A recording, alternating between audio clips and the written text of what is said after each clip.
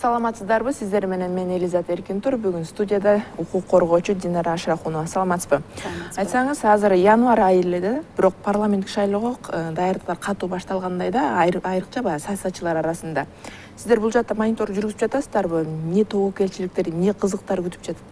Атайын мониторинг жүргүзгөн жокпуз, бирок азыр эгерде карасак, массалык маалымат каражаттарда бир кандай сурамжылоолорду өткөзүп башташты. Кайсы партияга добуш бересиңер деп, анан ошонун баары тең соц тармактарда тарап атат. Баары тең талкуулап аткан үчүн ошон үчүн мындай бир кандай бир кызык жаратып атат да. Анан эми албетте эгерде пландагандай октябрда парламенттик шайлоо өтсө, анда азыр ошол даярданган баштаганы бул туура эле. Анткени бизде деген жанагы үгүт мөөнөтү өзү да аябай кыска да. Мисалы, эгерде биз октябрда өткөзсөк, анда президент указды бир июндун аягында, июлдарда чыгарып, анан бир эле айга ошондой бир аттанганга бир эле ай берилет да. Ошон үчүн ал бир ай болсо, мындай аябай кыска мөөнөт. Ошондуктан бизде бир эме болуп калганда, эрежедей эле партиялар башынан эле азыр ошол үгүт ишин азыр башташат. Анын ичинде эле ошол кандай бир өзлөрүнүн программаларын электоратка көбүрөөк мындай азыр жагынуу, кайрылуу, алар менен жолугушуу азыр ошонун баары башталат да. Бирок көбүн азыр жана 9% чек баш ооруп жатат да. Ошол босогодон өтүш үчүн баягы айрым дымактуу саясатчылар бери кескин кадамдарга барыш мүмкүнбү? Мен ошол 9% жөнүндө айтып кетейин. Биз ошо күздөн баштап эле 9%-ты 3%-га чейин же 5%-га чейин азайтуу деген көп талкууларды жүргүзгөнбүз. Анын кайрылууну дагы ошол парламентке жөнөткөнбүз. Кайрылууга парламенттик угуу, парламенттик талкуу өткөзгүлө сөзсүз. Анткени парламенттин четинде турган саясий партиялардын баары тең ошондойго бир позицияга туруп атышат. 9% деген бул абдан чоң татаал босого, ошондуктан аны деген азайтыш керек. Бирок тилекке каршы мен өзүм да түшүнбөй атам.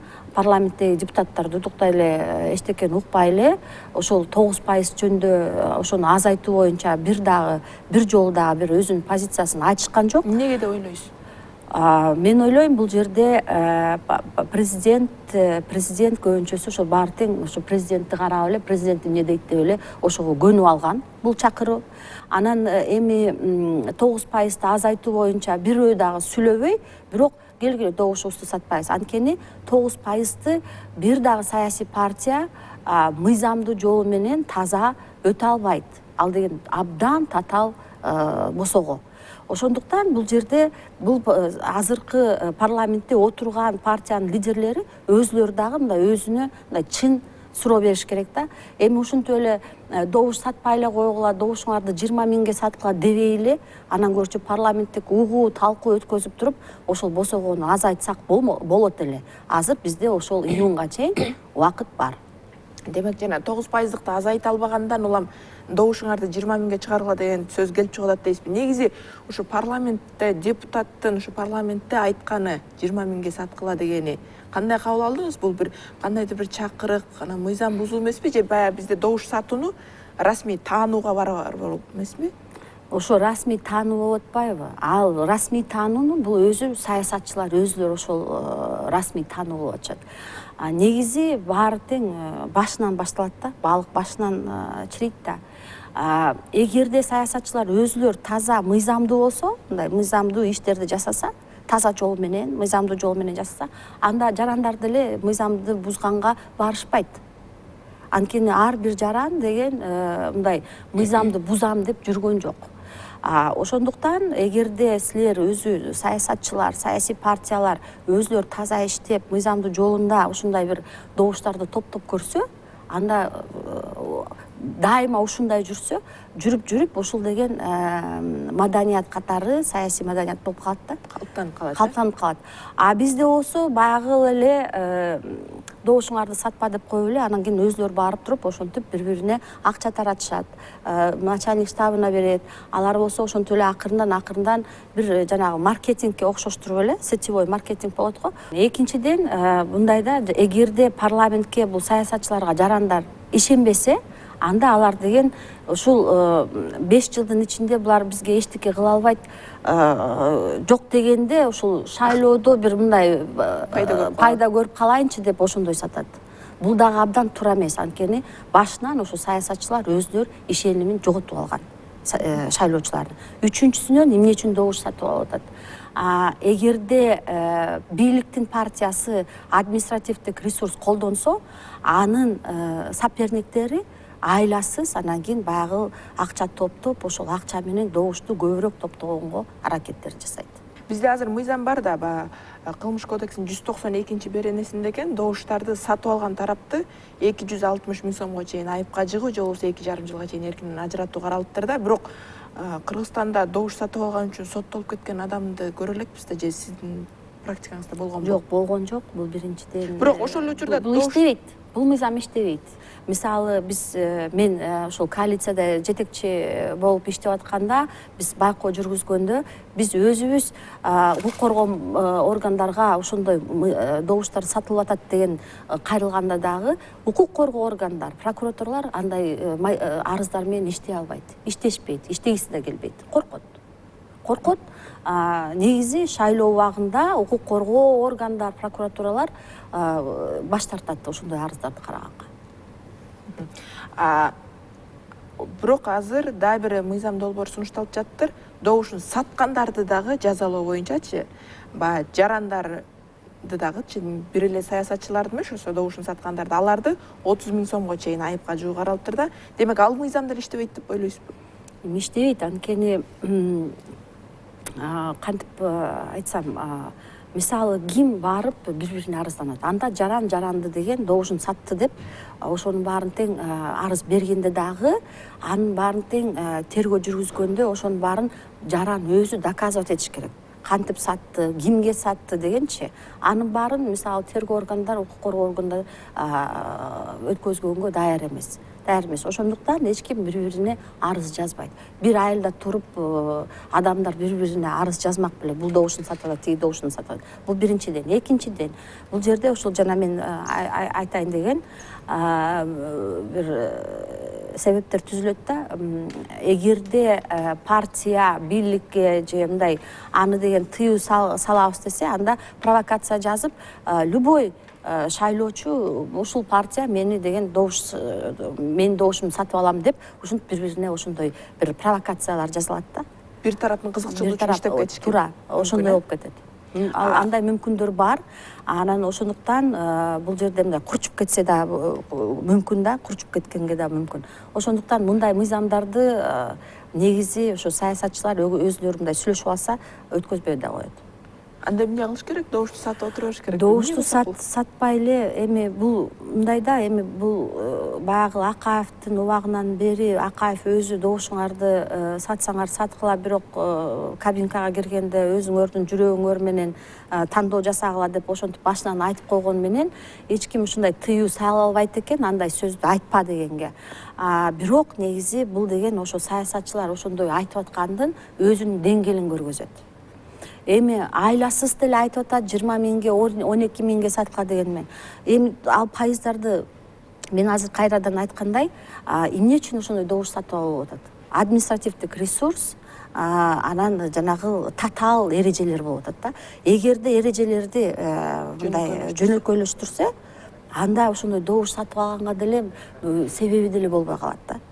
Бирок биздин саясатчылар негедир ошого барбай атат. Сиздин божомолуңузда алдыда шайлоодо бир мандаттын баасы канчага чыгышы мүмкүн? Буга чейин айрымдар 500 миң доллар жөнүндө сөз айтып атышкан. Кече Алтынбек Сулаймановго ишенсек, 3 миллион долларга чейин чыгып кетиши мүмкүн да. Эми бул акчасы барлар үчүн чоң деле акча эмес дечи. Бирок канчага бааланышы мүмкүн деп атасыздар? Билбейм, мен аны айта албайм, бирок ошол ушундай оңой мандатты сатып, оңой добушту сатып алганы бул оңой келген акчалар. оңой келген каражаттар болгон үчүн ошондой болуп атат. Эгерде ал каражаттар бизнесте өзү жанагы тердеп ошол иштесе, андай акчаны деген мынтип чачканга булар деген эч качан ага барбайт болчу. Бул ошол жерден. Бул жерде ошонун баары тең жүрүп баягы коррупционный механизмдер арам болуп акча атат да, арам акчалар. Ошондуктан бул жерде кандай мандат канча турат, кандай болот, ким эмне үчүн ал мандатты сатып алып атканын биз баарыбыз тең түшүнүп атабыз. Бирок кайрадан бул жерде шайлоочуларга бир жолу ошо 5 жыл, 6 жылдын ичинде бир жолу ошол укугу берилип атпайбы, тандоо жаса, бийликти тандаганда. Анан биз өзүбүздүн тандообузду туура эмес жасап алып, 6 жыл, 5 жыл ошентип анан кийин эч кандай шайланган институттардан пайда көрбөй атпайбызбы? Мен ойлойм, бул жерде көбүнчөсү шайлоочулар менен иштеп, агартуу иштерди жасап, жанагы ошондой мандатты саткан партияларды негизи өткөзгөнгө мүмкүнчүлүктөрдү бербегенге ошого чейин барышыбыз керек да. Эгерде биз ушинтип жүрө берсек, бул парламент институт мына азыркы чакырууда негизи ишеним барбы? Жок. Мен мына бюро пропусковко барып карап атам. Мурда ошол бюро пропусковко шайлоочулар тим элечи тынбай келишчи. Азыр көбүнчөсү президентке барат. Анткени парламентке ишеним аз. Анткени парламент унчукпайт, курч маселелерди талкуулабайт. Эмнеге? Анткени ошентип сатып алып, мандаттарын жөн эле отуруп алышып эле өз иштерин, өз бизнесин жасап атат да. Бул азыр биз мыйзамсыз жагын айтып атабыз, жана добуш сатып алуу, мандат сатып алуу депчи. Негизи мыйзамдуу жагын алганда деле ушул алдыдагы шайлоо кымбат шайлоо болот деп атышат да. Баягы күрөө маселеси, шайлоо фондуна кеткен акча. Ошол кымбат болушу мүмкүнбү? Кымбат болот.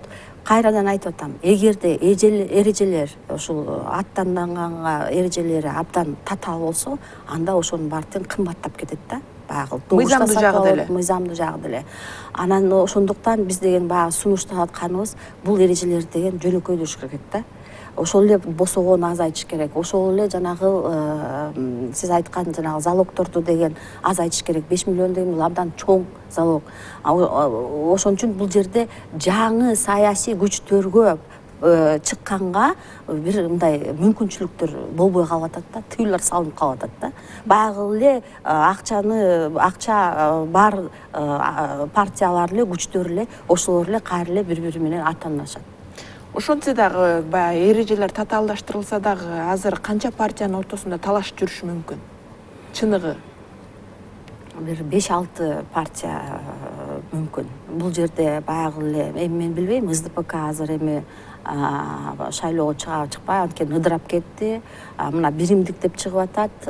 Партия бул деген албетте бийликтин партиясы болот. Андан тышкары жанагы республика балким аттанат, бир бол, өнүгүү прогресс, ата мекен балким көрөт.